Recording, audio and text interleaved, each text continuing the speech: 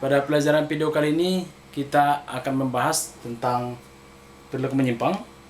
Nah, pada video kali ini kita akan membahas apa yang dimaksud dengan perilaku menyimpang, kemudian teori-teori perilaku menyimpang, nah kemudian bentuk-bentuk perilaku menyimpang, kemudian tipe pengendalian sosial mengenai perilaku menyimpang ini. Nah, langsung saja kita bahas. Kita akan bahas apa yang dimaksud dengan perilaku menyimpang atau definisinya. Yang dimaksud dengan perilaku menyimpang adalah perilaku yang menyimpang dari nilai dan norma. Nah, di pelajaran sebelumnya kita sudah membahas apa yang dimaksud dengan nilai dan norma.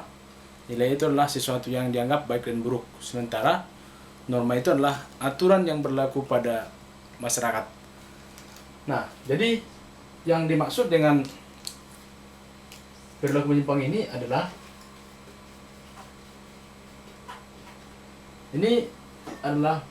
perilaku menyimpang ya. Perilaku menyimpang dari nilai dan norma. Jadi yang dimaksud dengan perilaku menyimpang ini adalah perilaku yang menyimpang dari nilai dan norma. Nah, kemudian ada beberapa teori yang membahas tentang perilaku menyimpang ini. Kita akan bahas teori apa saja yang membahas tentang perilaku menyimpang.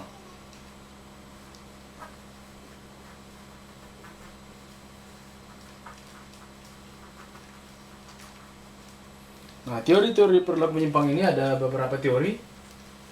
Yang pertama, perilaku menyimpang ini dapat diakibatkan oleh ketiadaan norma dalam masyarakat sehingga terjadi perilaku menyimpang, atau memudarnya norma-norma yang ada di dalam masyarakat, atau masyarakat itu tidak ada sama sekali norma sehingga mereka melakukan perilaku menyimpang. Jadi masyarakat yang tidak ada norma itu dapat mengakibatkan perilaku menyimpang. Nah, itulah yang disebut dengan istilah anomi. Nah, anomi ini adalah ketiadaan norma di dalam masyarakat, atau memudarnya norma lama, ya, memudarnya norma lama, sementara norma baru belum terbentuk.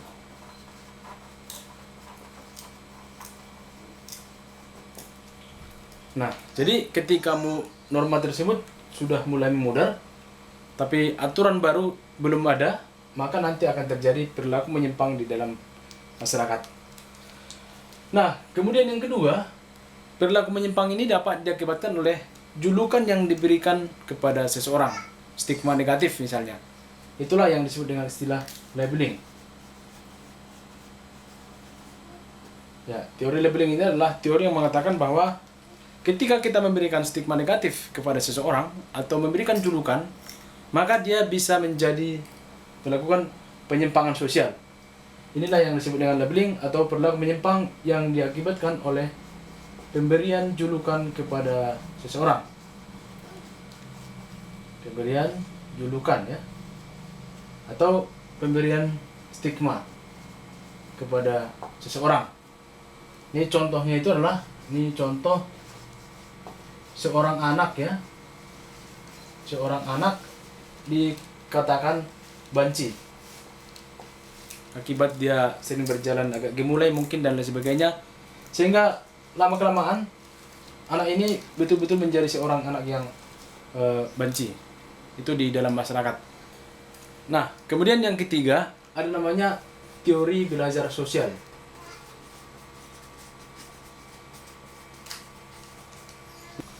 Nah, teori ini diungkapkan oleh Edwin Sutherland yang mengatakan akibat seseorang itu belajar salah sehingga terjadi proses yang salah dalam kehidupan sehari-hari sehingga terjadi proses perilaku menyimpang.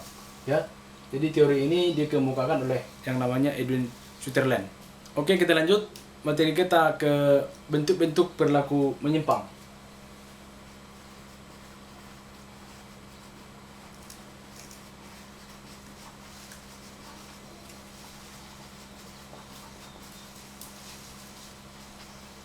bentuk-bentuk perilaku menyimpang. Ya, ini tadi kita buat bagian yang pertama, bagian yang kedua, kemudian bagian yang ketiga ya. Bentuk-bentuk perilaku menyimpang.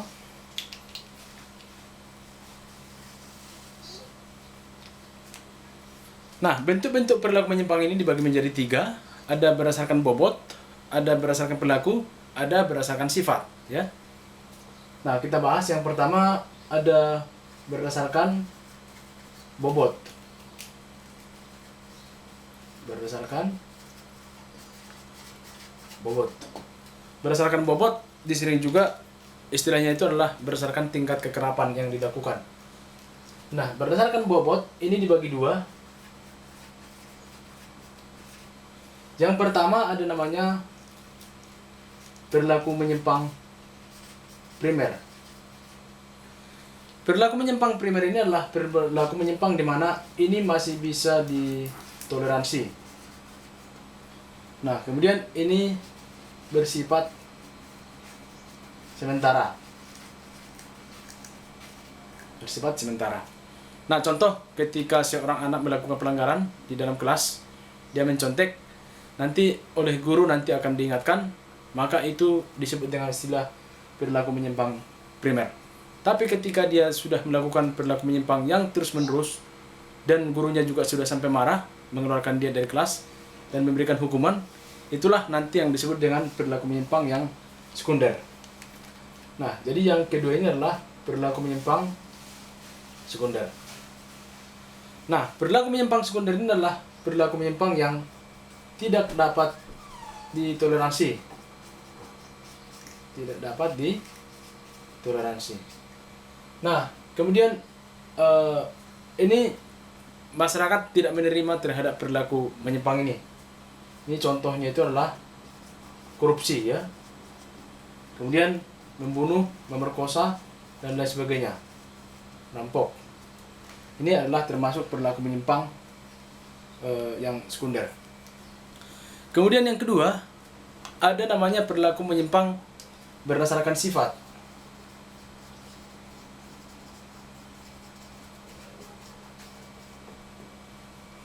Berdasarkan sifat, perilaku menyimpang ini dibagi menjadi 2. Yang pertama, ada namanya perilaku menyimpang yang positif. Nah, perilaku menyimpang yang positif ini adalah perilaku menyimpang yang memberikan dampak yang positif bagi masyarakat banyak. Contoh, seorang supir bus wanita. Itu nanti akan memberikan dampak positif bagi keluarganya, menafkahi keluarganya, dan juga memberikan kebutuhan bagi keluarganya. Sehingga disebut dengan istilah perilaku menyimpang yang positif. Atau security wanita, pemain tinju wanita. Itu merupakan perilaku menyimpang tapi yang sifatnya positif. Nah, kemudian yang kedua, ada namanya perilaku menyimpang yang sifatnya negatif. Nah, sifatnya negatif ini tentu saja merugikan bagi orang lain. Jadi apabila ditanya berdasarkan sifat, ada juga yang negatif, hampir sama dengan yang sekunder. Ya. Jadi tergantung cara pandang seseorang terhadap perilaku menyimpang ini. Nah, kemudian yang ketiga, ada berdasarkan perilaku. Berdasarkan perilaku ini dibagi 2. Ada namanya perilaku menyimpang yang dilakukan oleh individu. Nah, kemudian ada perilaku menyimpang yang dilakukan oleh kelompok. Ya. Nah, kemudian materi kita yang terakhir adalah bagaimana caranya untuk mengendalikan perilaku-perilaku menyimpang di dalam masyarakat ini, atau disebut dengan istilah pengendalian sosial. Nah, pengendalian sosial ini yang pertama ada dilakukan dengan cara persuasif. Artinya mengajak seseorang itu supaya tidak melakukan perilaku menyimpang. Nah, kemudian yang kedua, ada namanya dengan cara preventif. Preventif artinya adalah mencegah perilaku menyimpang sebelum terjadi. Contoh, di sekolah terjadi penyuluhan terhadap bahaya AIDS atau bahaya narkoba apabila dikonsumsi oleh masyarakat atau peserta didik. Itulah yang disebut dengan pencegahan atau pengendalian sosial preventif. Nah, kemudian yang ketiga, ada namanya pengendalian sosial dengan cara represif. Nah, pengendalian sosial represif ini adalah dengan cara memaksa seseorang untuk mengikuti seluruh aturan-aturan atau norma-norma yang berlaku di dalam masyarakat. Nah, kemudian yang keempat ada namanya dengan perpasi. Perpasi ini adalah dengan cara mengulang-ulang norma-norma yang terdapat di dalam masyarakat. Nah, biasanya ini dalam bentuk iklan, nanti akan diulang-ulang setiap hari sehingga masyarakat akan mengikuti apa yang ada di dalam norma-norma tersebut. Itulah yang disebut dengan perpasi.